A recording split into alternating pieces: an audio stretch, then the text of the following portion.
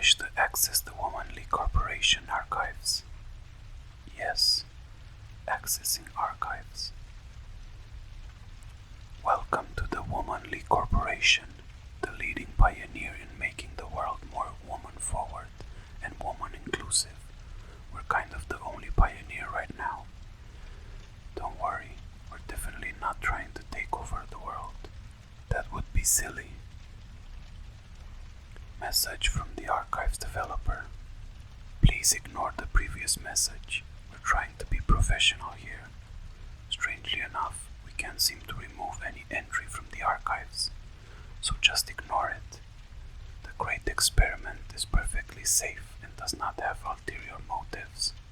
We are not lunatics. Subject 001 transcript. February 19th. Research notes.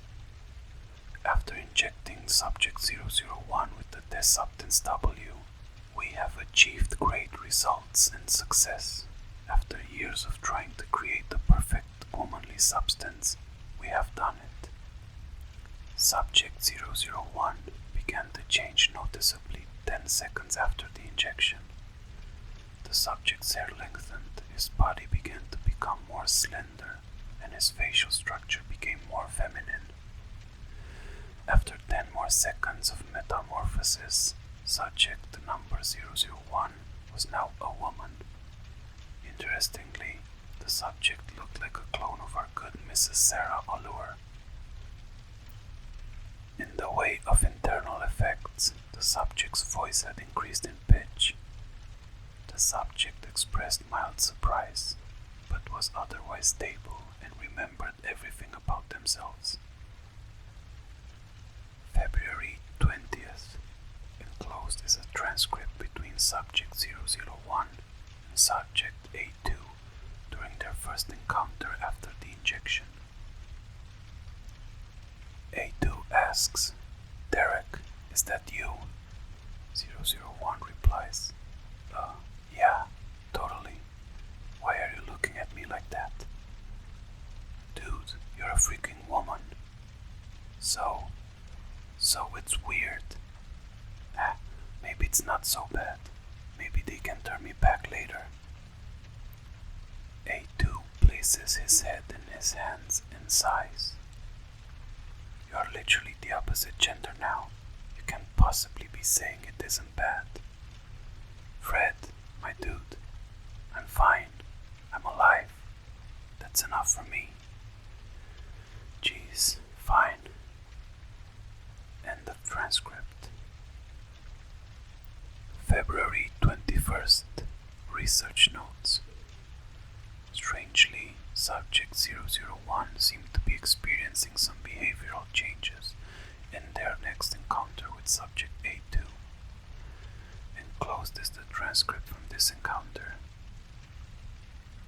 001 says, "Hey Fred." A2 replies, "You seem awfully chipper today, but hello to you too." Okay, so, I was thinking, what? Wouldn't it be so funny if we were, both women? That would be just the funniest thing ever, right? 001 jiggles. I think I would pass. No offense, but I kinda like being a man. Being a guy is so boring. Come on, it would be so fun. "You're acting really weird, Derek." A2 addresses the scientists. Is he supposed to be acting this way? A scientist with their name redacted reassures him. "Just hang in there, A2. If you're in any danger, we'll send in some guards." 001 asks, "Why would you send in guards?" A2 replies, "Dunno, just in case you suddenly attack me or something." "Let me repeat, you're acting weird, Derek." "Who's Derek?" What? "No comprendo, dude. What the hell do you mean, who's Derek?" "No, really, who is Derek? He sounds hot." 001 jiggles louder. That's your name. Your name is Derek. And did you just call yourself Hot? Oh, silly Fred. Have you forgotten?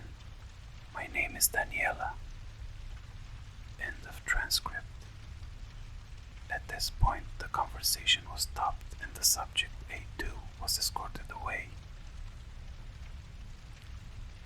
February 22nd. Research notes. The final encounter. Subject A2 was sent to talk with 001 again, but this time with a list of questions to ask her to test her memory. Enclosed is the transcript. A2 says, Yo, I have a list of questions I'm supposed to ask you. Yeah. 001 replies, Go right ahead and ask them, sweetheart. 001 smiles widely. What the actual hell? Anyway, what's your name? Daniela. Are you sure? Why would I not be sure? You know what? Forget it. Next, where do you live? I live here. Where is here supposed to be? This place, obviously. I didn't know you were so dense. Wait, what? You live in New York? New York? God damn it, okay. Do you remember how you got here? Not particularly, no. So what do you remember? I remember I've lived here my entire life. And you are there, but 001 stares off into space. But what? 001 smiles widely again. Fred, I was thinking, you should join us. What kind of 180 shit is that? Who is us? No, I misspeak. You must join us. It's the only way. No way. A2 addresses the scientists. Get me out of here, please. Oh, Fred. She's expecting you. It would be very, very rude of you not to come. Derek, get a hold of yourself. The guards are gonna put you down if you don't calm down. Haha, what a great joke, Fred. End of transcript. Research notes. Transcript stops here. 001 at this point suddenly leaped from her seat and scratched out at A2 repeatedly.